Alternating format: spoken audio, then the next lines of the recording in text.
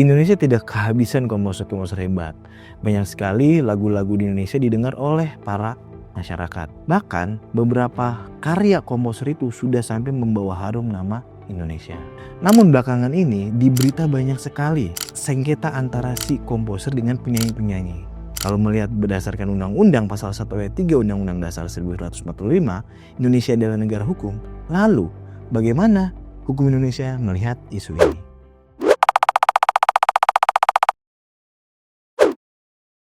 Halo, nama saya Bagus Fauzan. Saya adalah salah satu dosen hukum kekayaan intelektual di Fakultas Hukum Universitas Katolik Parahyangan. Kalau ngomong hak cipta, definisi adalah hak eksklusif. Menurut Undang-Undang 28 tahun 2014 tentang hak cipta mengatakan hak eksklusif itu akan melahirkan dua hak. Yang pertama itu hak moral, yang kedua itu hak ekonomi. Nah, hak moral itu apa? Intinya adalah berdasarkan pasal 5. Intinya ketika orang menciptakan suatu karya, dia boleh menggunakan karyanya untuk apa saja. Berikut juga untuk melarang orang lain boleh atau tidaknya menggunakan karyanya. Gitu. Itu untuk hak moral. Nah, kalau tentang ekonomi, berdasarkan pasal 9 itu ngomong masalah pemanfaatan. Jadi ketika satu karya cipta mau dimanfaatkan oleh orang lain, itu akan melahirkan hak ekonomi, yang mana nanti notabene berhubungan dengan royalti. Gitu. Jadi ketika nanti orang lain mau menggunakan karya cipta, suatu pencipta, itu harus ada imbalan. Ya, imbalan yang diberikan kepada pencipta atas penggunaan karya cipta yang diciptakan oleh si pencipta tersebut. Nah, kalau misalnya ada pertanyaan, pencipta itu apa sih? Nah, kalau menurut pasal 1 ayat 2, pencipta itu bisa seseorang atau badan hukum, atau seorang itu bersama-sama untuk menciptakan satu karya. Yang penting dia memiliki sifat kekhasan dan original. Nah, kemudian apabila ada yang bertanya, lalu ciptaan itu apa? Nah, intinya kalau berdasarkan undang-undang pasal 1 ayat 3, ciptaan itu adalah ilmu, ya, suatu karya yang berdasarkan ilmu, berdasarkan pengetahuan, seni, dan karya sastra lainnya. Kalau fungsi hak cipta sendiri itu adalah ya ketika orang mau menggunakan karya cipta, ya, dari seorang pencipta, dia akan mendapatkan imbalan. Nah, imbalan itu menurut pasal 1 ayat 21 itu disebut sebagai royalti. Jadi royalti itu adalah imbalan yang diberikan kepada seorang pencipta, ya, apabila karya cipta itu dimanfaatkan oleh orang lain untuk kepentingan komersial. Kalau pertanyaannya siapa saja, intinya banyak gitu. Kita mengacu terhadap objek hak cipta. Bila kita melihat pasal 40 Undang-Undang 28 tahun 2014 tentang hak cipta, itu ada banyak sekali. Ada sekitar 18 objek hak cipta. Contohnya, nomor 1, ada karya tulis. Berarti penciptanya atau orang yang menciptakan untuk karya tulis berarti ya penulis gitu. Ya, misalkan dia membuatnya novel, berarti penulis novel itu sebagai penciptanya. Kalau misalkan untuk gambar, berarti ya orang yang menggambar penciptanya gitu.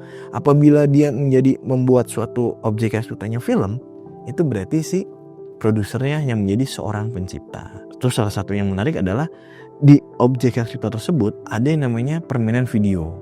Permainan video itu berarti siapa nih penciptanya? Berarti si pengembangnya. Karena kan kita ngeliat tadi penjelasan di awal, pencipta itu bisa badan hukum.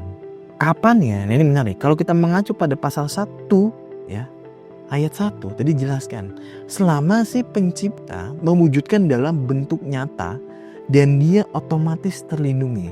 Jadi ketika seseorang sudah menciptakan satu karya, itu undang-undang sudah secara pasti sudah melindungi selama diwujudkan dalam bentuk nyata gitu. Dan ada yang namanya prinsip deklaratif. Beda dengan haki-haki yang lain, misalkan ada yang namanya merek. Nah, itu wajib didaftarkan. Ada paten, itu wajib didaftarkan. Tapi kalau hak cipta, undang-undang itu akan berlaku selama si pencipta ini sudah mewujudkan dalam bentuk nyata. Jadi yang paling penting adalah seorang pencipta, ya, khususnya pencipta lagu atau sering disebut sebagai komposer dalam praktiknya, ketika dia mau mengimplementasinya, pertama berarti dia harus mewujudkan dalam bentuk nyata, minimal misalkan dia menulis liriknya atau menulis notasi-notasi musiknya gitu, ya. Kemudian yang paling penting adalah dia harus mendeklarasikan, karena berdasarkan pasal 1 ayat 1 Undang-Undang Hak Cipta itu ada prinsip deklaratif gitu.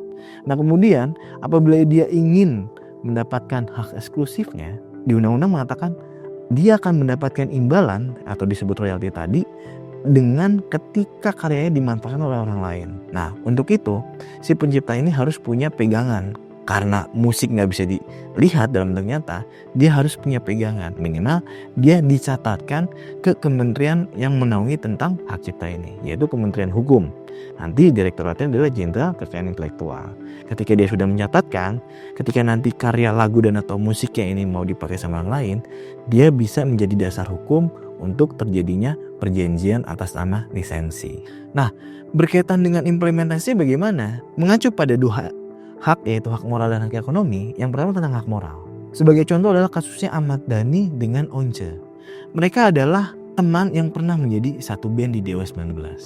Ketika Once sudah tidak menjadi bagian dari Dewa 19, karena karya-karya cipta musik yang ada dibuat oleh Ahmad Dhani, saat ini Ahmad Dhani melarang seluruh lagu yang diciptakan oleh Ahmad Dhani terhadap Once. Jadi Once pada saat ini tidak boleh menyanyikan lagu-lagu yang diciptakan oleh Ahmad Dhani selaku pencipta dari musik-musik di band Dewa 19.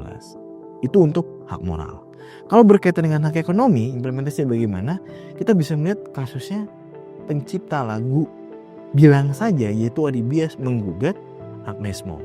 Disitulah ketika Ari Bias sebagai pencipta, dia menggugat Agnes Mo karena Agnes Mo itu menyanyikan lagu-lagunya si Ari Bias ini tanpa membayar royalti.